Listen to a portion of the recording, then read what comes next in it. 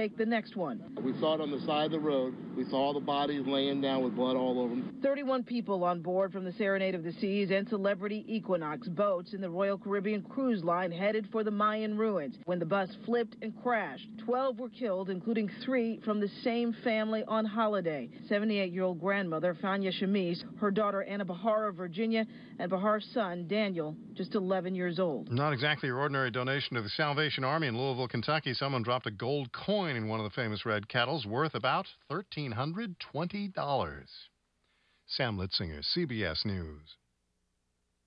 The following is a paid program and does not necessarily reflect the opinions of the staff or management of Visionary-related entertainment.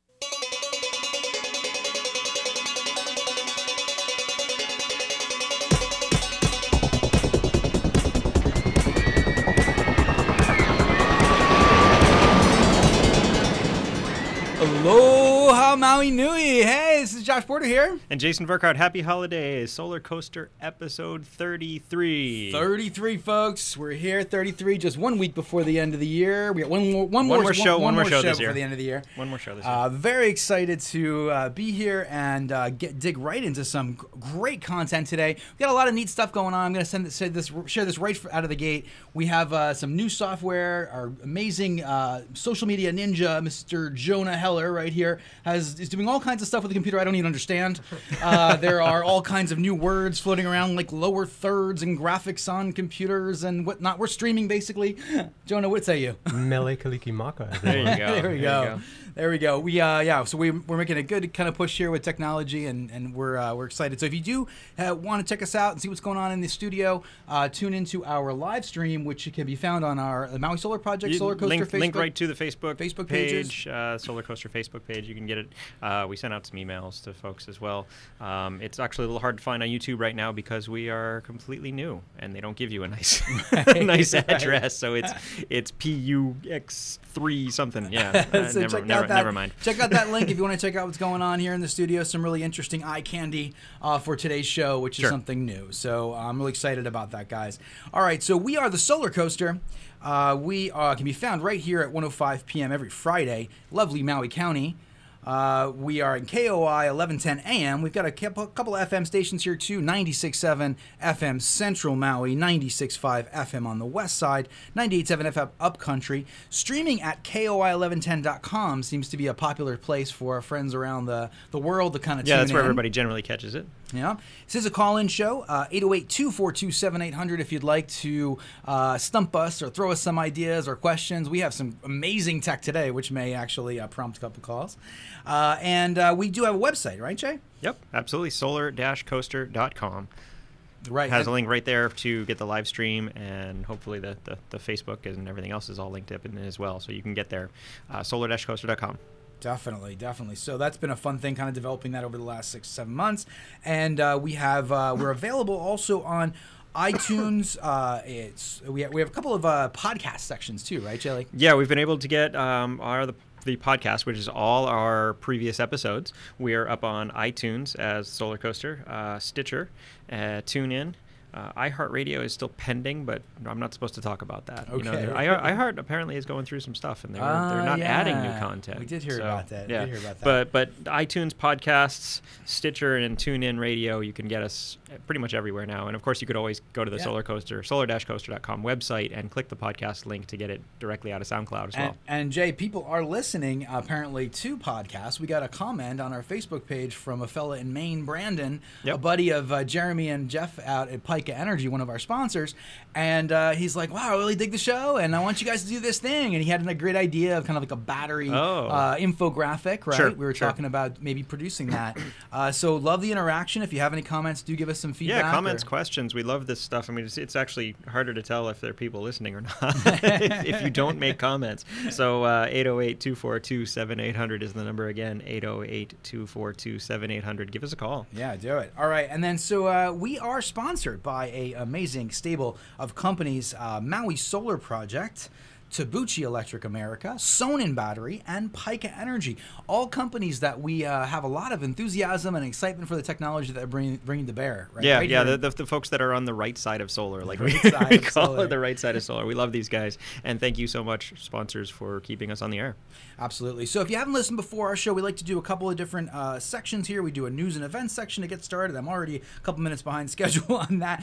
Let's do the news. We do a product focus section. Oh, here's our news. All right. Look at that. So we're going to jump right in, and we'd like to get into global news, right? What about this article here, Jay, from China? What's going on in China? This is really crazy. This looks like a Google Earth view of this highway that they're building. They're constructing in China.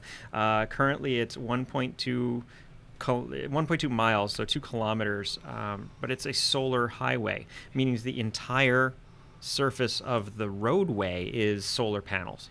Yeah, this is pretty remarkable. How do they do that? Giant trucks and stuff that would be driving over this thing. I could just see it being completely destroyed, but apparently they have a really thick, transparent overlayer. Yeah, they're talking about transparent concrete, believe it or not. Right. It feels similar to asphalt. Now, what's interesting about this is, when I see this, I'm seeing this pop up, like little solar roadways, walkways in France, this happening in Australia, this happening in China. So they're almost like they're kind of towing the waters somewhat with this technology. This isn't a full revamp of a highway infrastructure, and they were talking about a mile, 1.2 miles. However, if you remember a couple years ago, there was that kind of viral meme. I remember the thing, it was called Solar Freaking Roadways, and it was all over the YouTube and stuff. Yep. And these kind of amazing engineers in the backwoods of somewhere had invented this, and now we're starting to see it actually be deployed in some form across the world right now. Which is from what I understand, the first one in the Netherlands was actually opened in 2014. I mean, they've had this technology for a little while. I don't have any data on how well it's held up. Like I said, I'm really concerned about super heavyweight vehicles just destroying it over time. Sure. But because we see what happens to our roadways. But they've been around for a bit. It's definitely something we're going to have to follow and keep an eye on. I'm just glad to see it kind of taking some shape. I was surprised to see a new one. A mile is not too shabby. That's actually pretty big. That's a lot. Yeah, right? we need to work out exactly how many panels that is and how much power they're going to be able to get out of it. But they say it's going to be really, really significant. And I can admit the surface area alone is right. huge, and we were talking just the other night, Jonah, me, and you, and Jonah's like, does that mean that they're powering the cars, right? Which is, of course, the next step. That's the next question, right? And that's where we will want to see it go. So imagine you're collecting energy in the roadway, and you're inductively charging and discharging from your storage mechanism, which is your cars. I mean, that's the big thing we've been talking about. Yeah, I don't really see those two technologies being layered on top of each other like that. But you could have like 100 meters of solar and 100 meters of induction and 100 meters of solar, 100 meters of induction. It makes construction of roadways really, really more difficult. Are you telling me you can't inductively transfer energy through a solar panel and 3 layers of transparent concrete, Jay? I don't think so. Okay. All right. Well, anyway. But prove me wrong, people. Come on. Yeah. Engineers out there, prove me wrong. Okay. So some really cool stuff going on out there towards the tail end of 17. This is some futuristic kind of things that are happening, right? So let's take a look at national news. There's definitely something going on with Tesla. There's a lot of language out there that because Tesla actually played a role in we mentioned this on the previous episode, that Tesla played a role in the kind of residential slump of renewable energy or solar deployment across the country. Now, slump, I say slump kind of with a caveat. They were saying it was pretty significant, 40 some odd percent. So that's significant year over year. Well, was that what it was? 40%? Yeah, it was pretty high. Well, there was less than expected deployment of solar, right, in the tail end of 17 or throughout 17 than what had been anticipated. It was just 40% in California. There was I'll have to check those numbers. But I mean, the interesting thing is that Tesla, I've heard this from a couple of different guys on a conference call with 20 other company people across the country just about last week, and they brought this topic up, and they said that I think we can peg it on Tesla. And the reason is that Tesla acquired Solar City a year or so ago, and then effectively shut down its sales operations. Right. I mean, shut down, I say, kind of, but they really didn't. They didn't let things roll as were. Solar City was aggressively marketing. They did phone calls and canvassing. They were and door knockers. Yeah, they were out pushing and PPAs. And that shut down. So I mean, the leads coming in were And if you remember, Jay, remember when we were in California on our little EV tour, and we stopped in Tesla and we started talking to the guys that were responsible for the energy component, and they were like, "We haven't even changed out our brand, our logos on our letterhead yet for Solar City to Tesla." That was like what, 3-4 months ago. Well, that was months after the acquisition. They weren't really doing anything, and they certainly weren't spending a lot of money on the division. Right. So there's some information here about this. This article here is in Huffington Post. Tesla's solar slump. Is there a better model for sales policy and incentives to encourage adoption? So here's one of the things that just kind of occurred to me. These guys just opened up their a flagship store right in Manhattan somewhere. Yep. Right? And so their whole idea is cars, storage, PV, right? So they got the power walls up, they got the Tesla cars, the various a little model of the roof. They got a little model of the house. You can go in your touchscreen TV and pick out your roof tiles and pick. I don't know if they're quite doing that yet, but we saw that you could actually do that. You could go in and touch different colors and things. And this is the house of the future. The living. These guys are kind of like positioning themselves between all the major purchases that a family goes for. Right. Yeah. Name the top 3 expenses you have to purchase in your lifetime. Right. House, car, energy. Car, and energy. Yeah. Right. So they're getting in the middle of all of that, which is pretty remarkable. But I think one of the questions, maybe this article kind of touches base on some of these things too, is what is the best mechanism to encourage or increase solar adoption or renewable energy adoption? In this case, storage, solar, and cars. EVs, which are a big piece of it, and I got to tell you, I'm not like I know that the cost of acquisition of clients in the solar business is actually extremely high, and it adds perhaps unnecessarily to costs. And if we can find a way to shave that down, I think that's what they're going for here. They're trying to figure out how to cut costs and really democratize energy, really get the cost down so low that it makes sense in all these different environments. So across the state, regardless of those, the different costs of electricity. Yeah. So check that out if you get a chance. Huffington Post, Tesla's solar slump, really cool article there. And on the local front, we actually had some good news, Jay. Yep. I don't think we got this cached, like we said, but did you? No, solar PV permits soar on Big Eye, which is great. Actually up 74%. So they're handing out a huge number of permits over there, and people are getting installs today.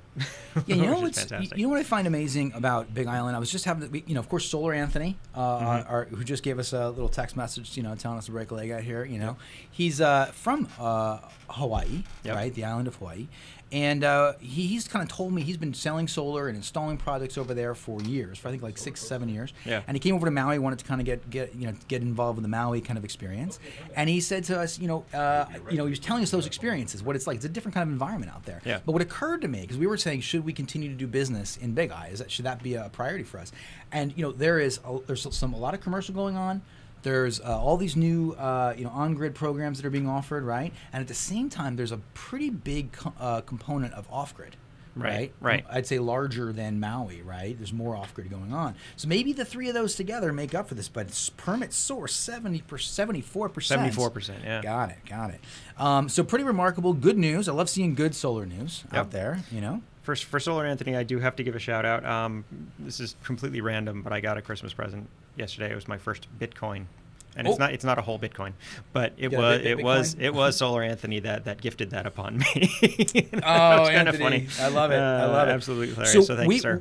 So we've got a great show today, but we want to carve out as much time as possible to talk with Yoshioka Tatsuya. We're going to do that in a moment. First, we're going to start out with our commercials. We're going to go into that, and then we're going to hear from the founder and director of Ecoship, and Peaceboat, which is just amazing. So let's jump right into our commercials and take it from there, Gary. Aloha, and welcome to Maui Solar Project. It is easy to feel rejuvenated just stepping outside on a magnificent Hawaiian day. Maui Solar Project is here to help harness that energy you feel in your body and use it to power your homes and businesses. As lore tells us, Maui harnessed the sun so as to slow its path across the sky. Join Maui Solar Project as we harness the sun's energy and slow Hawaii's dependence on fossil fuels. Call Maui Solar Project at 269-2352. MauiSolarProject.org. Tabuchi Electric, a leading worldwide inverter manufacturer, presents the second generation of the eco-intelligent battery system, the IBIS. Tabuchi's grid-friendly system includes a high-efficiency inverter, stackable batteries, and integration with Jelly software for the most adaptable battery storage system on the market. The system is optimized for energy management and cost performance. Maximize your solar investment with Tabuchi's electric eco-intelligent battery system. The Sonnen Battery Eco is an energy storage solution that utilizes intelligent energy management software. The system is available in a variety of storage capacities and allows for expansion. Sonnen Battery Eco allows you to save money by harvesting energy from your solar PV system and using that stored energy when rates are more expensive. Sonnen Battery Eco is specifically designed to provide you and your family peace of mind in the event of power outage. Our unique power detection system will sense outages in real time and automatically switch over to battery power. See Sonnen Battery Eco at sonnen-battery.com. MIT founded Pika Energy, makers of the Pika Energy Island, a smart energy management system that uses solar panels, lithium batteries, and intelligence to manage your energy and keep you powered even during outages. With a clean, intelligent alternative to grid power, you're in control of your energy future. Pika's Energy Island lets you manage electrical costs with HECO-ready self-supply functions. Pika's largest battery, the Harbor Plus, offers 16 kilowatt hours of stored energy and can power loads of up to 10 kilowatts. And if you need more capacity, just add a second or even third Harbor Smart battery to the same system for a maximum of 48 kilowatt hours of usable storage. Pika Energy, own your power. To learn more, visit pika-energy.com. Okay, wow, there is that amazing commercial run of great companies that supports Solar Coaster. Thanks so much to everybody out there. Yep, thank you again, sponsors. All right. Good people. We're definitely seeing some traction with some of these companies way too. into the sponsors. Thanks, guys. Thank you. We love you. Okay, so we're gonna have an amazing product focus today, gentlemen. This is really impressive. I can't believe you got him to agree to come on the show. Yeah, well, Yoshioka-san's an amazing guy, really cool. And so what we're going to be listening, we're going to learn about today is something called the Ecoship, and the Ecoship is kind of like the first foray of the cruise industry into sustainable, like renewable energy kind of fueled and developed cruise ship, right? It's like, and it's something that's pretty important because if you think about kind of like the revolution in transport that's happening from cars, which has been this whole Musk multi-point plan thing, you know, what's it called again? Trust, the not so secret master plan. That one. Yeah. So that's all about transport being electrified, right? And then having the opportunity from our perspective, certainly to, and from his as well, to bring in renewable energies to power that electrified transport. And then you start seeing the semi, right? And that was just recent. The semi is, now we're talking about electrifying. We're seeing UPS just ordered 125 units. Yep. And Walmart and a bunch of other big heavy hitters out there. This thing looks like it's got legs, right? So the semi is now bringing about electrification and potential renewable energy adoption and fuel of the shipping industry. Right. Now, there's another component to that. And that is moving true shipping. True shipping, right? So to me, this is directly linked to the big conversation, right? And it just so happens that an organization that I've had some experience with, I basically spent my 20s working with this amazing group called the Peaceboat. They're in Japan, based out of Tokyo, in Takara-no-Baba. That's just off of the Yamanote line. Jay has some experience in Japan as well. And so this organization, you know, just kind of to sum it up, basically, they charter a passenger liner. They do global voyages, really with a focus on peace and cultural exchange and understanding different communities around the world. You know, when you have that kind of experience, like I was fortunate enough to have in my 20s, it really kind of gives you a big picture of what's happening, like almost these like snapshot, 3-month snapshots of the world. It was a really remarkable experience, you know. But one of the things that we had experienced on board and we discussed and dialogued about all the time was kind of this disconnect of using a cruise ship, which happens to be a very dirty kind of polluting kind of thing, right? And then how do we move this along to something different? And that was a big talking point for years. And of course, we've been able to, where the organization has presented this concept, not only a concept, it's already ready to be built, basically. Right. This amazing, solar powered sail cruise ship. It's very, very, exciting to look at, right? Future stuff. I want it in the port here. I mean, that would be just fantastic to see it sail in one morning. Yes. Well, we can work on kind of twisting his arm and trying to get a commitment to bring it in. So if I would encourage everyone to take a look at the websites out there, ecoship-pb.com. You can learn all about this amazing initiative. And then recently, the Ecoship is getting a lot of traction out there. Money.cnn.com. There's an article from December 11th green cruise ship, Ecoship, and it goes into talking all about it. So it's almost like because the Peaceboat was in as an organization has successfully been in this business since like 1983, done almost 100 global voyages. The organization is in this place where it's almost leapfrogging the shipping industry and getting in front of that technological development. Right. Because this is basically, from what you told me, this is completely built from the ground up to integrate these new technologies. It's not like slapping it on the side or whatever else. This isn't a retrofit. This is a ground up rebuild, revisioning of the cruise industry. So get on the ecoship-pb.com website and check out the video there that they have, because it's just phenomenal, this thing. It's pretty darn inspiring. It's pretty darn inspiring. When I first saw that, I'm going to tell you, a little tear dropped in my eye because I was like, what is this? You know who these people are. Yeah. So we are very fortunate to have an amazing guest speaker, and this is the founder and director of Peaceboat. His name is Yoshioka Tatsuya-san. He's calling in from Tokyo today, and I think we got him on the line at the moment, don't we? Aloha, Yoshioka-san. Are you there? Aloha. This is Yoshioka. Hey, Yoshioka-san. Good morning. How you doing, sir? Hi, Josh. Yeah, good. I'm really excited, to join to your program. We can't tell you how happy we are to have you here. Jay, very much appreciated. I want to throw okini. Okini. はい。もう関西弁ばっかりやけど。That's my dialect. Oh, excellent. Ah. Yeah. どこの方？ Yeah, from Osaka. はい。大阪のどこ？枚方。私日本橋ナンバーめっちゃ近いでけど。ナンバーの方。はい。Oh, all right. We got to go back to English because nobody else on the radio understands what we're talking about. So Jay's throwing around a little bit of his Japanese right now. That's pretty cool. We definitely are excited to have you on the solar coaster, Yoshioka-san. This program here has been developed over the course of the last year, and I think Yoshioka and I met in Oahu recently in August, and we kind of caught up. I hadn't seen you for maybe 10 years or so, right? It's been quite a long time since then. Sure. Yeah, long time. And the Peaceboat also developed quite a lot during that time.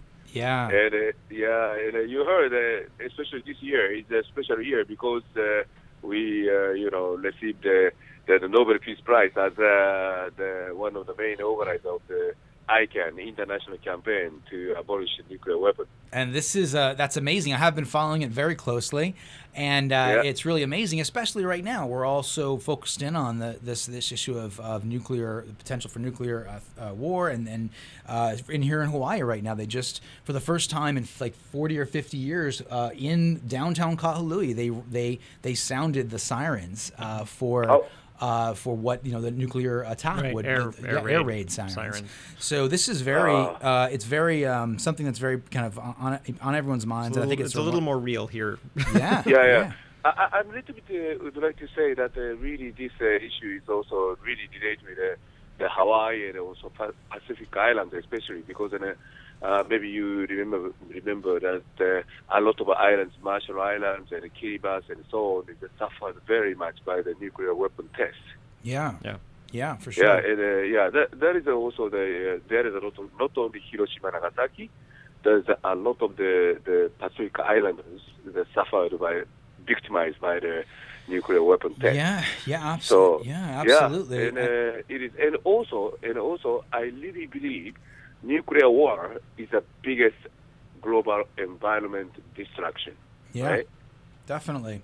Yoshioka-san, there is apparently there's a visa program where I think Micronesians and people who that are able to gain access to the United States in a kind of more open, easy way, and it has to do with that. It has to do with America's testing in the Pacific, I believe. So it's a pretty, this is a long-standing influence on our community, our society, nationally, statewide, globally, and so it's really remarkable. And I remember Kawasaki-san was engaged with the nuclear movement, in the Hibakusha, for years past, working for the decades. This fellow's working on that project. Sure. We're total more than the 200 Hiroshima, Nagasaki, Hibakusha people to the world. More than 100 countries by the Peaceboat cruise. So, and we are calling Orizuru project, And it is one of the main, the reason that I can receive that Nobel Peace Prize. Yeah, it's really remarkable. Well, congratulations to everybody at the organization. Thank you very much. Yeah, and I'm really excited and proud to have heard that but came through. Josh, you also contributed at that time, so you are also the Nobel I don't know about that, but thanks for saying that. Please send his medal on. Can I get a copy of the medal? So, Yoshioka-san, go ahead. Maybe Peaceboat can bring the medal to your studio someday. Alrighty. So, hey, I really think it's a remarkable thing. Yoshioka and I, when we met back in August, Jay and Jonah and Gary, when we met back in August and we talked about the Ecoship, it was so exciting because it really is the kind of, it's like all the technology that we talk about here on the show, I could see opportunities for deployment on this ship. Right. I see. And when you brought it to me, it was like there was, nobody had heard anything like this before. Yeah. The news wasn't out there. It wasn't being publicized. He's like, check this thing out. It's really exciting. So why don't we start from the ground up, Yoshioka-san? Maybe you can give us a little bit of an example, a little bit of a history of the Peaceboat, give us a sense of the organization and how, it started and then how we got from that point to here where the organization is leapfrogging the industry and bringing about this amazing technology to the world. Okay.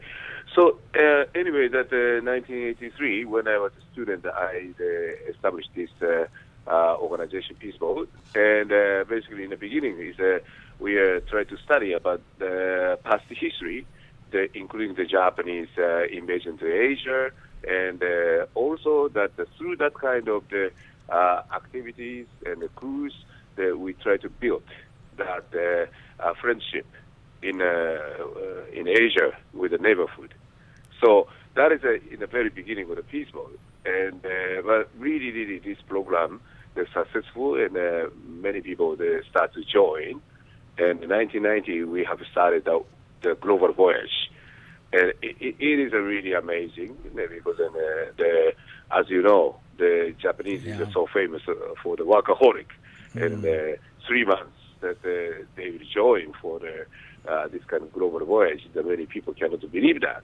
But it was a full book. Yeah. So since then, that this Peaceboat global voyage program became quite unique, but at the same time become quite popular very much. So now that's the number 95th cruise just finished. So they've done 95 global circumnavigations. Yeah. Now next year is the 35 years the anniversary. Yeah, that's but especially after that's the first global voyage, we really started to recognize that the global environment destruction and the crisis, and especially that the global warming issue also we really recognize. And I was thinking about how to utilize this Peaceboat global voyage to contribute for the action for the climate change, and also that's sustainability, the global sustainability, and so on. So it is the quick history of the Peaceboat. Right. Thank you for that. Yeah, it is. And just to add briefly to that, it is you hear the explanation and it sounds unbelievable, but then when you're on board or when you interact with the people from all around the world on a voyage, it really is just a spectacular. It's a very emotional experience to be able to make friends with people from all different. And it's really grassroots kind of cross borders communication between people. Right. And just to clarify, this really isn't a pleasure cruise type of thing. You described it to me, and I almost think of it's like a floating trade show type. Yeah. You can say that, but at the same time, this is a floating community and a floating university. So Peaceboat has quite a lot of the different elements, and but the important point is really the ship or voyage by passenger ship is really create a very interesting atmosphere and energy to making a very strong network between the peoples. Yeah. So in 3 months, this voyage is really create unbelievable friendship among the people on board. Definitely. And but at the same time, they can really learn a lot, and especially you can imagine that at the 3 months, if you are sailing in this planet, you really can understand how much this planet is beautiful, and you know how important for us, right? Yeah. And that's why I'm really frustrated that that the Caribbean cruise is okay, and please enjoy about that. But you know, why we need a ice skate rink in a tropical climate Caribbean Ocean, right? I suppose it does depend on how you're generating that energy, which is the question. Exactly. So, I think that's something like we have to evolve from the, you know, that Las Vegas and Disneyland type of the, you know, cruise, because the ocean is beautiful and the planet is beautiful. And the cruise is the best tool to really can feel about that, how much beautiful this planet, and Yoshioka-san, I really get that. And I really, we were just in Vegas recently for a trade show. And so it's kind of very, it's very salient in my mind. That's fresh. But I think people are hungry for real experiences, for genuine experiences. And that's what, because there's so much kind of, you know, there can be a lot of fluff out there, right? So Peaceboat definitely does, and I mean it can be inspiring. It can be a slap in the face too, and the realities that you face and you witness across the world, and then it makes you kind of feel like, well, what am I going to do about this? You know? And at the same time, because of that, I think that now we own the passenger ship that is 1,000, approximately 1,100 capacity of the ship, and now we are organizing every year 3 months world cruise, 3 months world cruise 3 times with over 1,000 people's participation. Wow. So it means now almost fully booked all cruise. That's so amazing. Maybe that's why we can achieve such kind of the result. Yeah, and that's that. And congratulations, because you know there have been ups and downs throughout the years with changes in the cost of fuel and various things that were challenging. But right now you're in a really strong position, and you bought the ship, which is fantastic. And now we're looking at something that's even more remarkable, which is and I think that's all empowered by this history and this background, which is the Ecoship. So maybe it's a good time to hear from you, Yoshioka-san, about the Ecoship. Can you give us a rundown of what is this all about? So, and as I told you, that Peaceboat is always thinking about that global environment and global warming issue and so on, so on. But unfortunately, our ship is that is a conventional ship, and now we are using the heavy fuel. So I think that completely this is for me the long time frustration. So, and I really think now we have to take action to really contribute and to create a global impact for the green ship development. Because now already that marine transportation, the CO2, the carbon dioxide production is quite huge. It's huge. It's really a big piece of the puzzle, actually. This is really huge. That is same as the whole German country's production of the CO2 is the same as the maritime industry. But the problem is nobody controls that, because the maritime, as you know, maritime business is very complicated. You know, that's a Panamanian flag or Liberian flag or Marshall flag, or that's all that the flag of conveniency is not. This system is very difficult to make clear, but whose responsibility this CO2 production, right? Right. At least at the COP conference, the conference for the climate change, that is a place to discuss about that each country's how to take a responsibility, but that the maritime industry is really quite difficult to control about that. So that's why the many ship owners is completely passive to contribute about that, reduce the CO, carbon dioxide, and at the same time, even that, NOx or SOx, that's, sulfur and nitrogen, the issue also still, that's very slow. So that's interesting, Yoshioka-san. So we're talking about the rules that, or the rule of law, the lack thereof of rule.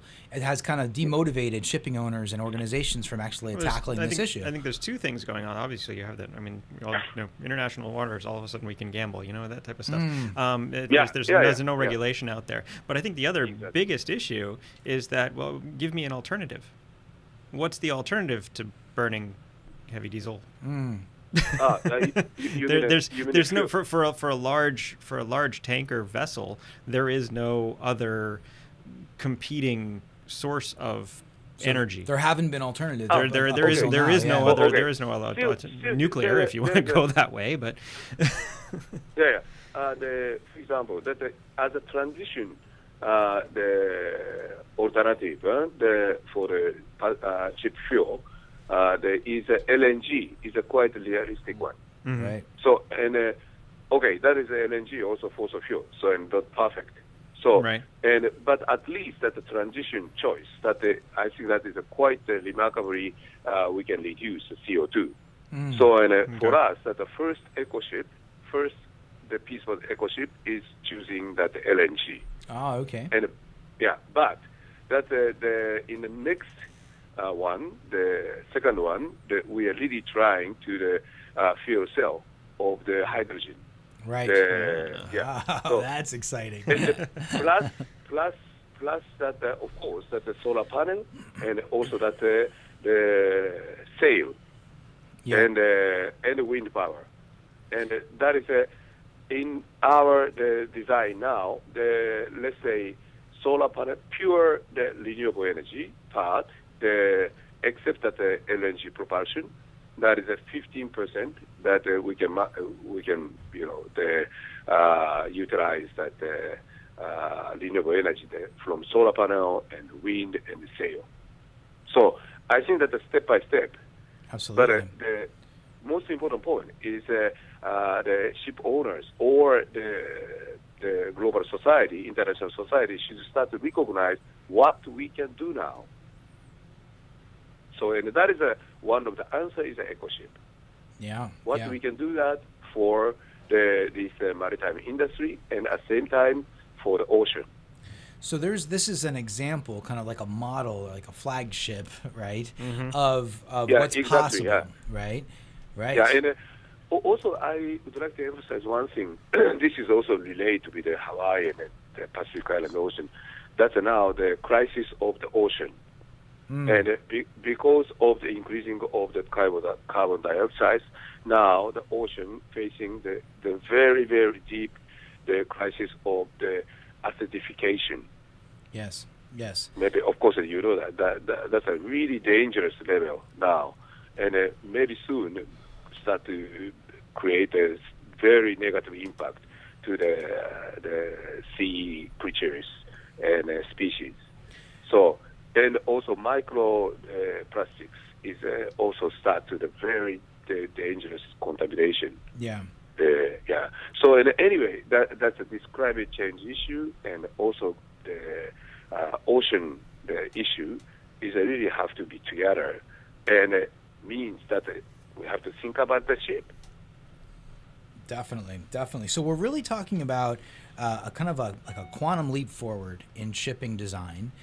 Jay just pulled up an article that indicated that about 17%, Jay, of carbon dioxide emissions are from the shipping industry. So I don't know if folks are thinking about 17% globally. 17% is that's all huge. Shipping, and it's actually on the rise. If it remains unregulated, it will be 40% in 2050. 40%. Oh my goodness. So they call it the elephant in the room. That's obscene. Right? So you're really tackling this head on, Yoshioka-san, with the Ecoship design as a model for what's possible. And then if we start to show that, I guess it comes down, in my mind, I think about the huge opportunity there is in the amount of people that are in the cruising industry, right, and people that are hungry for these genuine experiences. People want to see the marvels of the world, like the Great Barrier Reef, before it's lost potentially through acidification. And something like the Ecoship could be a very attractive option for people, right? So if that is successful, which I know it will be because I know the way Peaceboat runs, then when it is successful, it'll start to show other shipping owners that this is something that they need to follow suit with, and get on board, so to speak, right? The puns. It's much harder to do something that nobody's ever done before, and so if it's out there and there's this example, I mean, it's the Tesla model. It's the Tesla model. We're talking to Elon Musk. Yeah, really, we got to get Elon Musk involved in this, Yoshioka-san. No, always I'm saying that this is a Tesla on the Tesla of the seas. Yeah, so, there you go. I really don't know why. Other ship owners not try about that. I forgot to tell you that this is really the Ecoship. We can total, including the renewable energy, so 40% the carbon dioxide cut. 40% cut. Nice. Yeah, and this is just version 1. That's what he was saying. Yeah, and we would like to be the flagship of that, and also maybe that's our role is really from outside of the cruising, let's say the shipping building industry or the whole maritime industry, to really create a global impact about what we can do now. Yeah. And our Ecoship is no complete the unknown technology. This is all that we planning to build, that the existence the green technology. Yeah, and this, Yoshioka-san, I really think that, with the show, for example, what we're engaged in here on a weekly basis is exploring these cutting-edge technologies as they're brought to bear and just kind of discerning between what is future, what is reality. And we're talking about this every day because people are making these decisions about solar and storage and new technologies here in Maui and throughout Hawaii, because this is kind of like a leading environment for that, right? But this, when I think about the Ecoship, I immediately, my mind kind of just goes like, kind of Terminator green, and I look at all of it and I think, oh, thin film on the solar sails and N-rail transparent glass on the rest of the ship, and and then hydrogen fuel cells for the propulsion, and in my mind I can think of all these different technologies that we're chatting about, and I can see kind of where they have where to apply them. Yeah, absolutely. There are so many opportunities across this. Maybe you could take a second to give us some specifics on exactly what's going into this version 1 ship. Okay, what's going on? What? Sorry. What kind of technologies are going to be integrated into this version 1 ship? Version 1 ship. Okay, that's first that solar panel. That's a huge amount of the solar panel, and also that's the sail, dual use.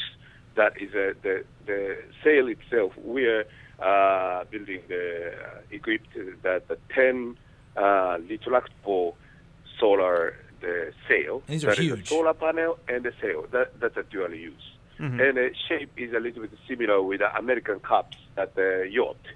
There is a long, tall the sail. And that one. And also that is the small wind turbine to produce the electricity when the ship is alongside in the port of call. And also that is the LNG, and also that's this is not directly related with the energy part, but the complete closed loop system of the water. This is completely possible, and also the closed loop of the waste, and also that's and also HVAC system. I mean the aircon and so on is to utilize about that. If we don't build the ice skate rink, that we can reduce a lot of the energy. This is that's the nature is beautiful and kind and comfortable for the people. And why we have to put the passengers in a one big room and by the huge aircon power to keep the completely unnatural the atmosphere, right? Right. I can totally see that. I think that is what the technology side also important, but the concept is also very important, and also that is a passengers conscious. right?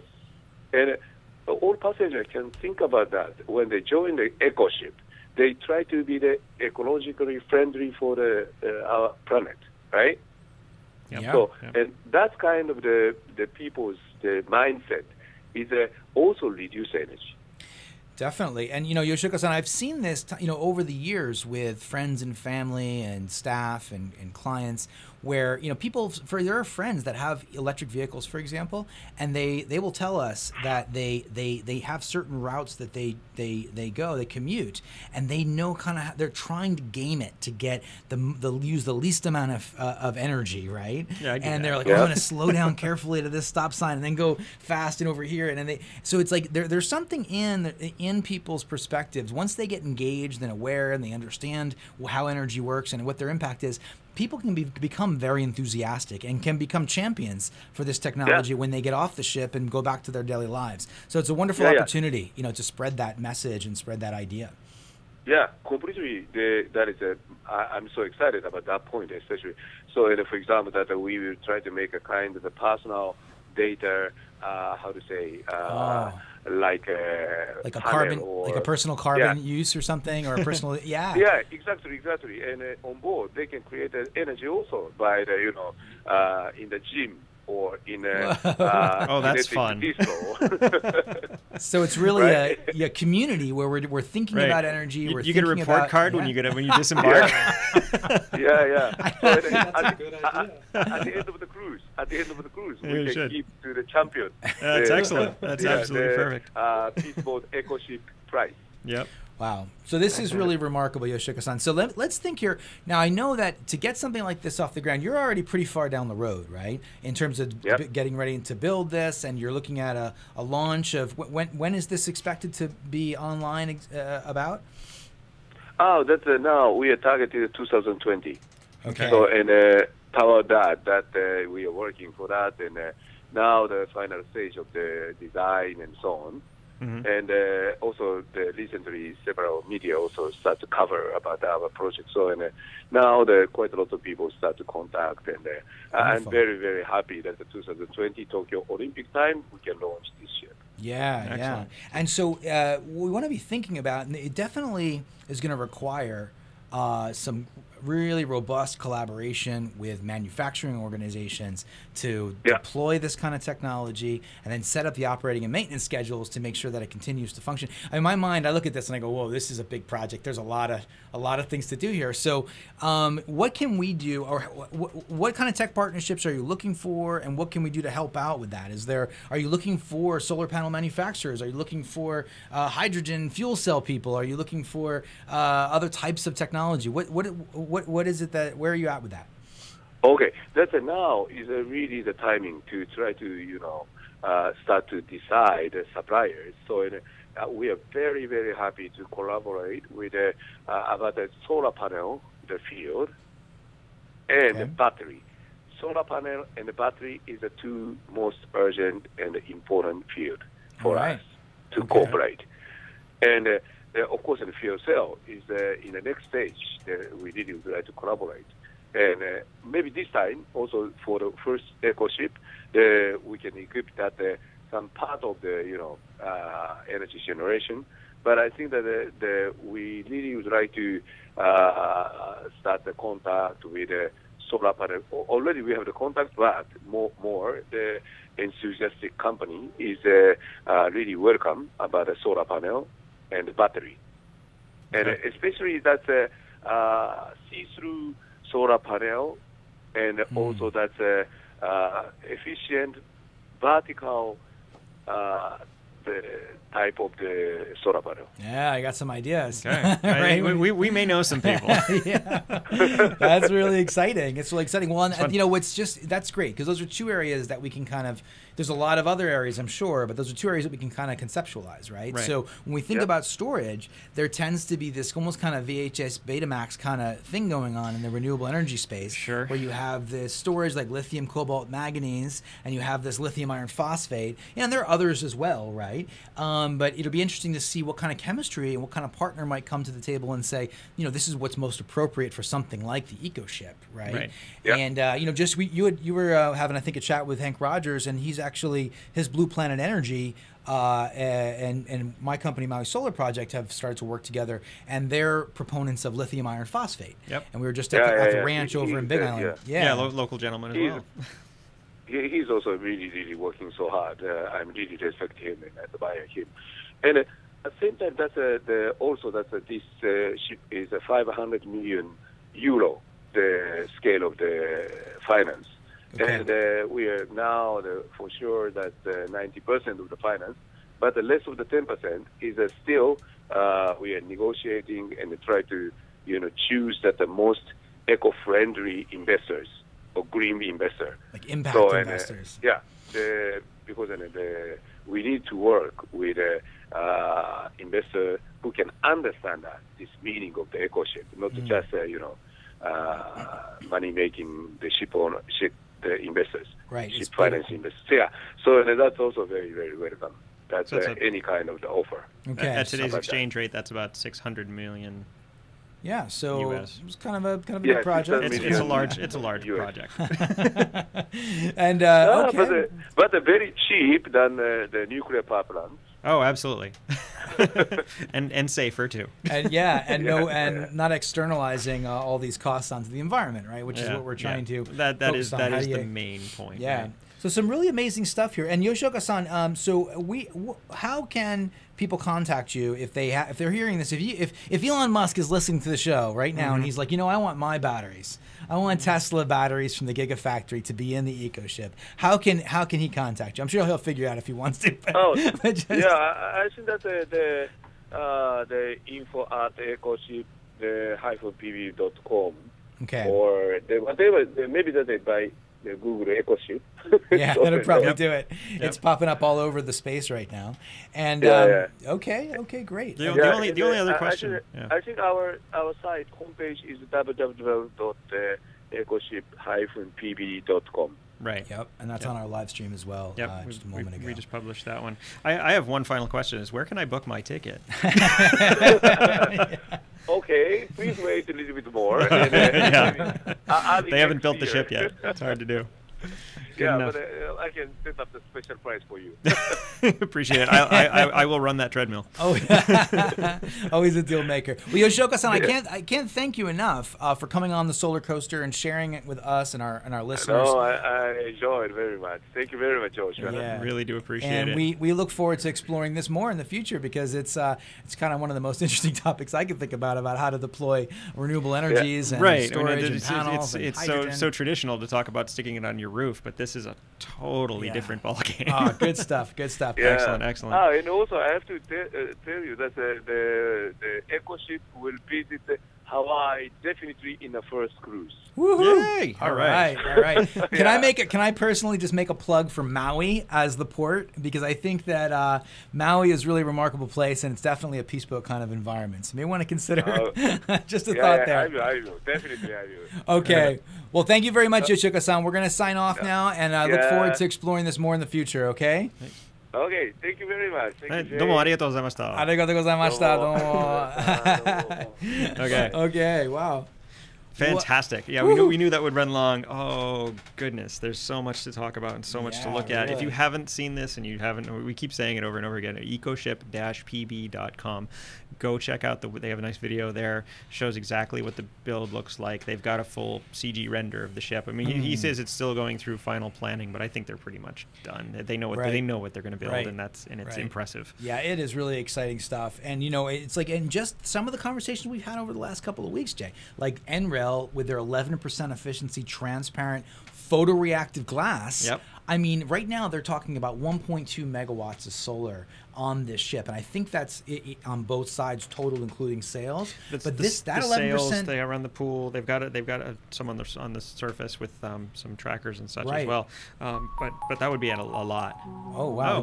Hey, that sounds nice. This is Jay's creation here. Jay uses this is so very generic. But I've been doing a little music creation stuff on the side, and the alarm is to tell us that we're done. Right. Well, hey, we're not going to get into future focus today, it looks like. That gives us about a minute or so right here, Gary? Yeah, exactly. 60 seconds. Yeah, okay. So, I do want to say that, thank you to Yoshioka-san and everybody here for, working really hard, Jonah and Jay and Gary, for putting together the live stream, and hopefully that was a lot of fun to watch. We are the Solar Coaster right here Fridays at 1:05 p.m. in lovely Maui County, sponsored by Maui Solar Project, Tabuchi Electric America, Sonnen Battery, Pika Energy, and we really enjoyed this show. Yeah, me too. Thank you. All right. Jonah, well done. Right. Thank you, sir. Mahalo, everyone. Hey, Merry Christmas. Happy holidays. Yeah, not a man of many words, but he gets the job done. Thanks, folks. Have a great weekend. Have a great lovely holiday. Aloha, guys.